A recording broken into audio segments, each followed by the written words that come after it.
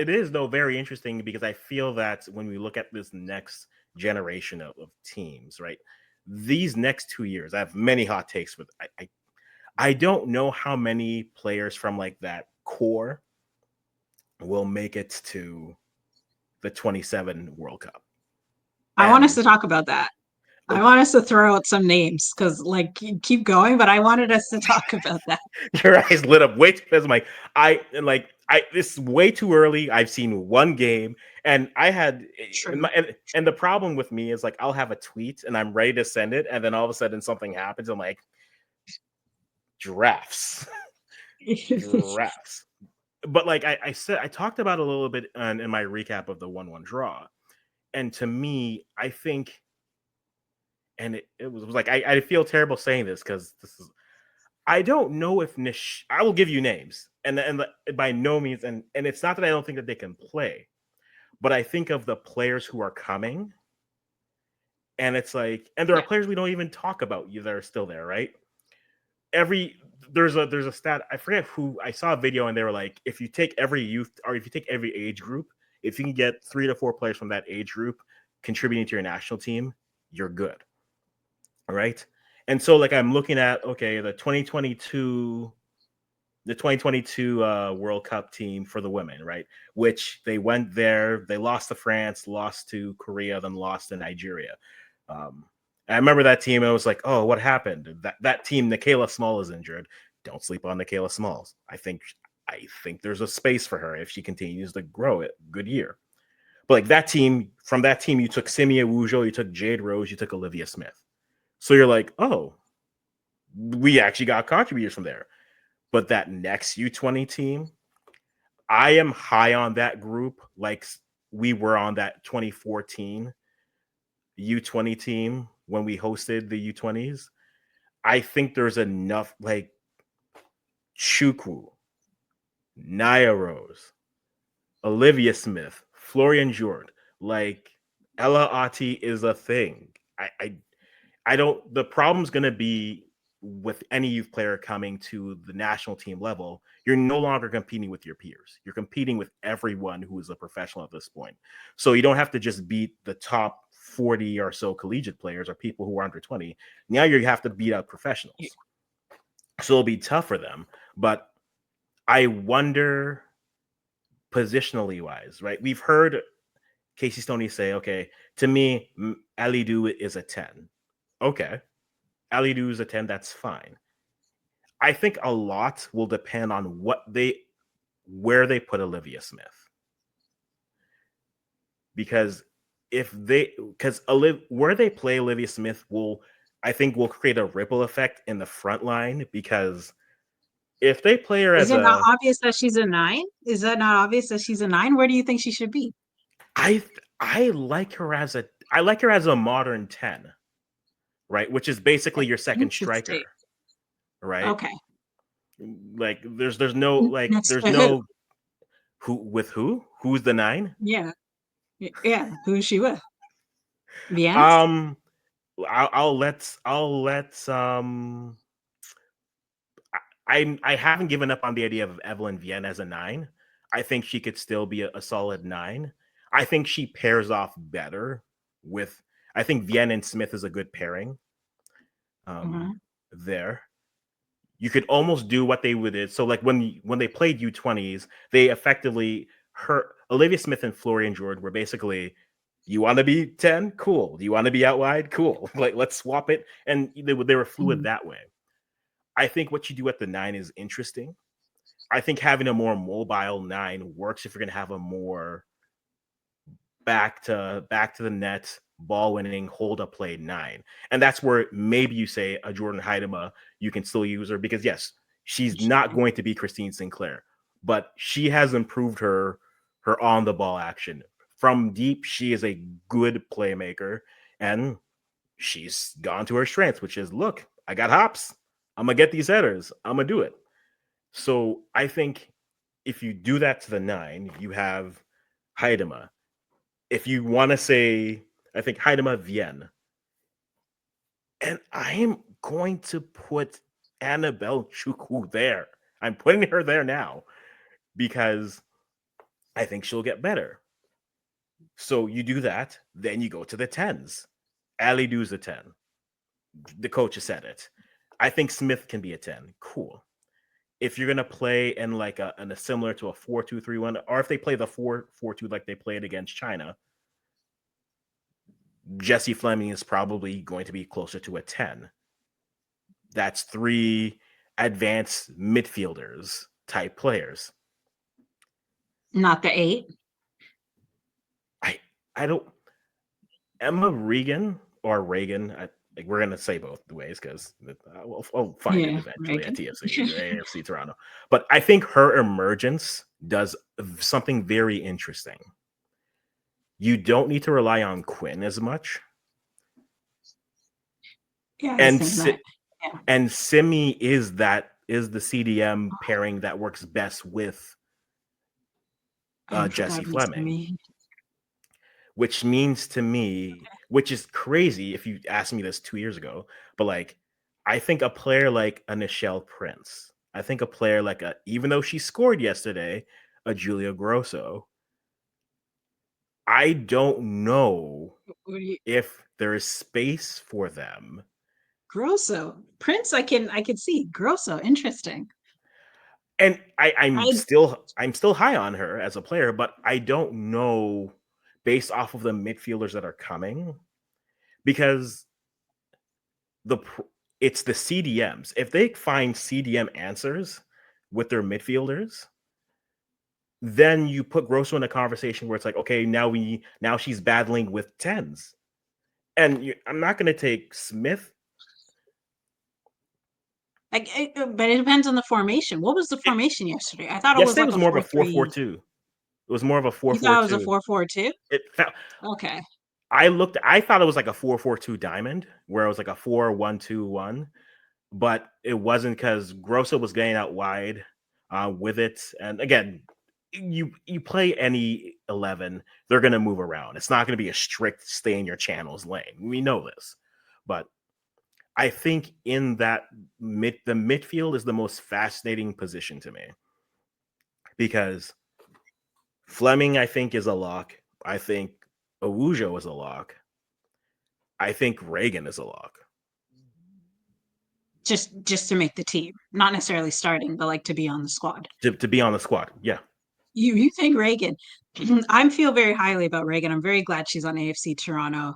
Mm-hmm. I think we need to see some more games. Actually, I was at the game in Toronto versus Mexico. Okay. In the summer, and she did very well. Yeah. So like there's that, but then she was there, and then she wasn't there, and then she played against China, which we need to see her against other competition. I know they were talking about that on One Soccer as well. Like, let's see how she does against Mexico again. But another team, I think it's very quick to say that, but I feel like Grosso is like a box to. Is she a box to box? She's not. She is more. She's not good enough defensively. So she's definitely more of a 10. She hasn't been playing as that though. Like Bev. My issue with Bev was like this partnership with Grosso and Fleming. Like I just didn't like that. In the formation that it was being used, like I just didn't like. I feel like because Grosso wasn't as strong defensively, Jessie had to do a lot of that work. And so then she wasn't really helping offensively, which is what Canada needed. We needed like that creative player who could set people up, and Jessie was working too hard to do the other end. But I felt like Grosso and Reagan really worked well.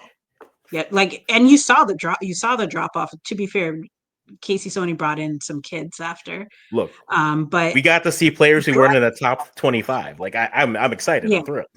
Yeah, no, for sure. But I feel like it worked yesterday, and so I'm not 100% convinced she's out of the mix.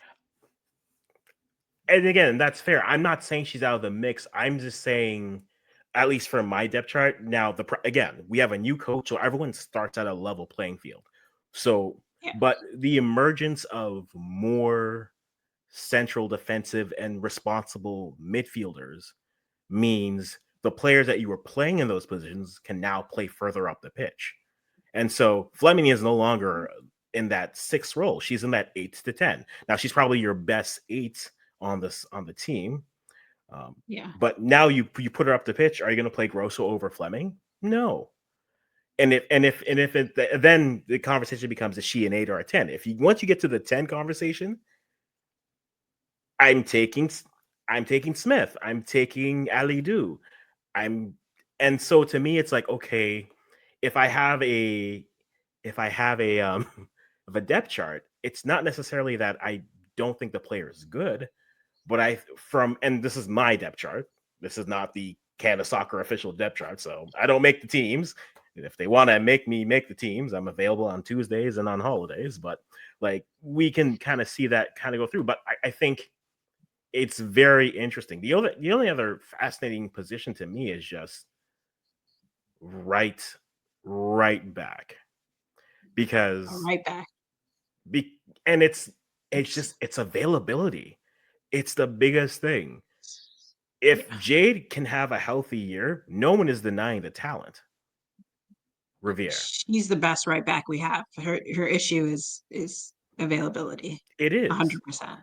And her lack of availability has made that position more wide open because when Sydney Collins came in, it was just like, oh, okay, this is curious. We can bring Mhm. in Gabby. And when she got hurt, Gabby was Yeah. manning it anyways. So you have those two, and then you come in Jade. It's a great problem to have, honestly. Yeah, you have too many right backs, know what to do with. Okay, There's cool. Ashley even. There's Ashley who played yesterday. I Yeah, think but I she was mean, on the left. Was she on the left or on the right? Or she Ashley was switched on in the the second left. half, actually. She Yeah. switched in the second half, but Ashley's a left, and Yeah. like that comes down to like who do you want to be your next left back? Okay, cool. That's a fun conversation. But that's also where formation matters because after the World Cup, Bev switched to three back, and then Ashley Yes, was playing in the wing back position. And so I thought that was interesting that in Casey Stoney's first game with Canada, she did a four back because it was the first time in a while we've seen Ashley in that right back position true. But or then left injuries. back position. Kadisha's still injured. Jade Rose isn't back. We only had two That's center true. backs that would play. If they're all healthy, I think they're in Well, a we back did a three. three back in the last window But without Buchanan. It was like Zadorsky, Gilles, and and Jade, who? Jade yeah. yeah, it was Jade Rose, Yeah. but Jade's now injured. Yeah, so Oh, is she oh, yeah, the Rose. Yeah, Rose. Yeah. yeah. I So see what like, you're saying. I see what you're saying. We have too mhm, many injuries. I see what you're saying. yeah. So even if we get back to the back three, are you playing a midfield duo? Are you playing? And I think that to me is where I keep going back to. You're probably playing a midfield duo because you're playing with more center backs. You the you leave. I don't think they're going to play with a three midfield. If you're not going to play with a three midfield, you need one solid defensive one and one 10. And if that's the case, who gets left out? I think I wonder how many of those regulars don't make it and we won't be surprised. And the other thing is, again, the kids are coming.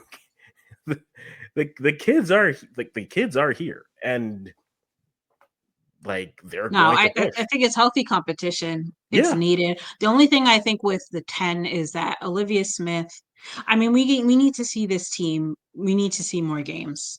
But I Yes. think like Agreed. Olivia Smith for me is the one person that I feel most confident in getting a goal. And then like Adriana Leon, probably I would still put her as second for now. But like Olivia Smith, and so I hesitate to not just put her up front.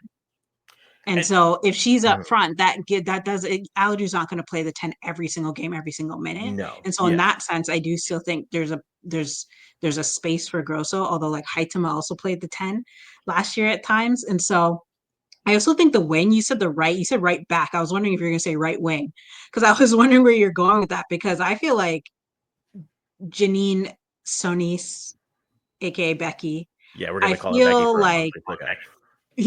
like I think Becky, I think Prince, I think Deanne Rose. I think these are players where it's like nostalgia, like I get it, but production wise, it's not good enough. They're not And consistent enough. I will say Janine, okay, she's coming off the ACL, but even pre-ACL, It was I will say this: the thing that we didn't talk about the most with this team was those regular names weren't getting regular minutes last year. you mean club wise? Yeah, club wise, and I think that's where it opens the door for the conversation of if that continues, right? Michelle is in KC. There, the amount of talent in KC is like what is like the I have a Nigerian joke where I say Nigeria has more strikers than some teams countries have quality players. They don't know what to do with them, and Mhm. so where's Nichelle going to get her minutes, right? Has Jesse Fleming, have Portland and Jesse figured that out where now she can get minutes on a consistent level, right? Grosso, is she going to be able to thrive and be the player that we think that she can be there? Adrienne Leon in West Ham, like, is she going to Yeah. be a contributor? The names that have been synonymous with this program the last couple of years are the names that they're in high profile places, but they aren't getting high profile showcases. And with that, now you create the lack of form. And like, will we reach a point where we have to have a tough conversation where it's, and I'm a big proponent of you don't, and especially this year, because there aren't competitive games, you don't need to call everyone all the time. You can give them a window off. Give them a window off and see someone else, please. Like, and it's nothing Yeah, personal. Like, this is I the don't think year. there's the only player that we ever heard do it was Janine. And like there was half the people were like, what happened? And Janine was just like, look, we talked to the coach, we planned this, I'm taking a break. And I'm like, Yeah. there's nothing wrong with giving players a break and just saying, hey, I want to take a look at the nines or the wingers. So go to Cabo, take the time. We'll talk next window. I think there's We saw enough, Emma Hayes. Emma Hayes did that actually for the and there's US. nothing wrong And with that. she came, she sat out some, like I think Alex Morgan, like there's these big name players that she didn't Mhm. call for the first camp, and it was all this drama. But it worked out because there is a little bit of pressure if you call those people that you got to play them. And Mhm. so, and if you really want to see some younger players, just don't even call them. Give them a break. I mean, I don't know. I think with Stoney being a new coach, she probably wants to see everyone. She needs to see Yeah. everyone. She probably doesn't feel like she can afford to sit people yet.